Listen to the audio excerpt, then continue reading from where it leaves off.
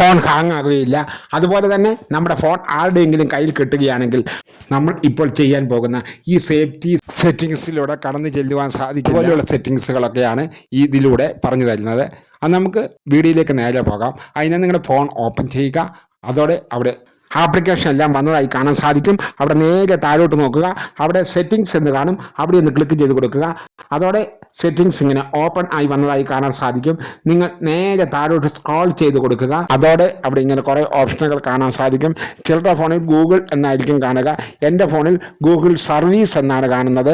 ഞാൻ അവിടെ ഒന്ന് ക്ലിക്ക് ചെയ്ത് കൊടുത്തു. അതോടെ നിങ്ങൾ ഏത് അക്കൗണ്ടാണ് ഉപയോഗിക്കുന്നത് ആ അക്കൗണ്ടോട് കൂടി ഒരു ഓപ്ഷൻ വന്നതായി കാണാൻ സാധിക്കും. ഞാൻ അവിടെ ഓൾ സർവീസ് എന്നുള്ളിടത്തേക്ക് ഒന്ന് ക്ലിക്ക് ചെയ്ത് കൊടുക്കുകയാണ്. അതോടെ അവിടെ ഇങ്ങനെ കുറേ ഓപ്ഷനുകൾ വന്നതായി കാണാൻ സാധിക്കും. ഞാൻ താഴോട്ട് സ്ക്രോൾ ചെയ്ത് കൊടുത്ത ശേഷം അവിടെ അഡ്വാൻസ് പ്രൊട്ടക്ഷൻ എന്നുള്ളിടത്ത് ഒന്ന് ക്ലിക്ക് ചെയ്തു. അതോടെ അവിടെ ഇങ്ങനെ കുറേ ഓപ്ഷനുകൾ വന്നതായി കാണാൻ സാധിക്കും.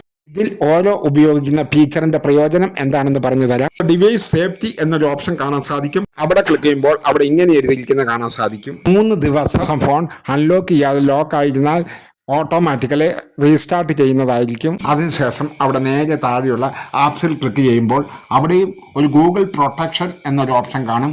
അവിടെയും ഇങ്ങനെ എഴുതിയിരിക്കുന്ന നിങ്ങൾക്ക് കാണാൻ സാധിക്കും. സ്പാമിംഗ് ആപ്പുകൾ ഓട്ടോമാറ്റിക്കലി സെർച്ച് ചെയ്യുമെന്നും അൺനൗൺ ആപ്പുകൾ അപകടകാരിയാകുകയാണെങ്കിൽ അതിനെ ബ്ലോക്ക് ചെയ്യുകയും ചെയ്യും. നെറ്റ്വർക്ക് എന്നുള്ളിടത്ത് ക്ലിക്ക് ചെയ്ത് കൊടുത്തു. അവിടെ അപ്പോൾ നിങ്ങൾക്ക് കാണാൻ സാധിക്കും 2G നെറ്റ്വർക്ക് ഒഴിവാക്കപ്പെടുമെന്ന്. കാരണം അത് അത്ര സുരക്ഷിതം അല്ലാത്തത് കൊണ്ടാണ്. വെബിൽ ക്ലിക്ക് ചെയ്ത് ഗൂഗിൾ ക്രോമിൽ പോയി സെർച്ച് ചെയ്യുമ്പോൾ സുരക്ഷിതമായ സെർച്ചിങ് നടക്കുമെന്നാണ് എഴുതിയിരിക്കുന്നത്. ഈ ചാനൽ മറക്കാതെ സബ്സ്ക്രൈബ് ചെയ്ത് വെക്കുക. ആരും സബ്സ്ക്രൈബ് ചെയ്യുന്നില്ല. അടുത്തത് മെസ്സേജസ് ആണ്. മെസ്സേജസിൽ ക്ലിക്ക് ചെയ്യുമ്പോൾ നമ്മുടെ ഫോണിലേക്ക് വരുന്ന സ്പാമിംഗ് ആയിട്ടുള്ള മെസ്സേജുകൾ തടയുമെന്നാണ് പറയുന്നത്. ഇത്രയും കാര്യങ്ങൾ നിങ്ങൾ വിശദമായി വായിച്ച ശേഷം നിങ്ങൾ നേരെ മുകളിലേക്ക് വരിക.